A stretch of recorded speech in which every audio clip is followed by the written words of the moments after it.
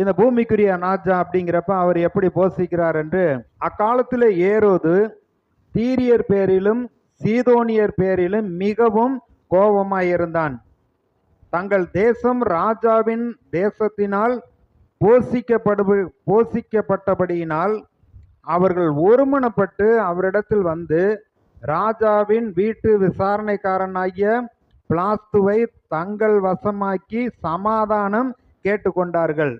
என்ன அப்படின்னா, இந்த ஏரோதோடைய ராஜாங்கத்தில் ஆளுகைக்கு கீழே இருந்த இந்த தீரியர் பேரிலும் சீதோனியர் பேரிலும் மிகவும் அவன் வந்து கோபமாக இருந்தார்னு சொல்லப்பட்டிருக்கு. அதனால இந்த ஜனங்கள்லாம் போய் ராஜாவுக்கு மரியாதை செலுத்துறாங்க. இந்த தேசம் உம்மால் தான் வந்து போஷிக்கப்படுகிறது அப்படின்னு சமாதானம் கேட்டுக்கொள்றாங்க. அந்த பிளாஸ்துவை வைத்து அப்படி வந்து சமாதானம் கேட்டுக்கொள்றார்கள்.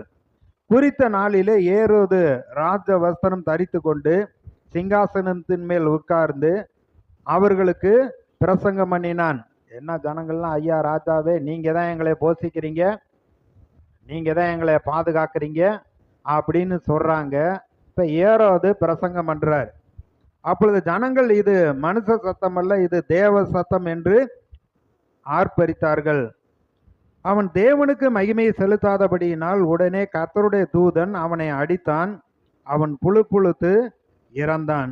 சொல்லப்பட்டிருக்கு, கர்த்தருடைய வசனம் வளர்ந்து பெருகிற்று. தேவனுடைய ராஜ்யம் வளர்ந்து கொண்டிருக்கிறது. பூமிக்குரிய ராஜா அவரால் போஷிக்கப்படுதுன்னொடனே அவருக்கு ரொம்ப பெருமை. நான் தான் அந்த ஜனங்களை போஷிக்கிறேன், பாதுகாக்கிறேன். எல்லாரும் வந்து கேட்டோடனே அவனுக்குள்ள பெருமை வந்து விட்டது. ஆனா இந்த பூமிக்குரிய ராஜாவுக்கு மேல ஒருத்தர் ராஜாவாக இருக்கிறார். அவர் தான் கர்த்தாதி கர்த்தர். அவர் தான் பூமி அனைத்திற்கும் மகாராஜா. அப்ப அவர் என்ன செய்யறாரு, எல்லா ஜனங்களையும் அவர் போஷிக்கிறவராக பாதுகாக்கிறவராக இருக்கிறார்.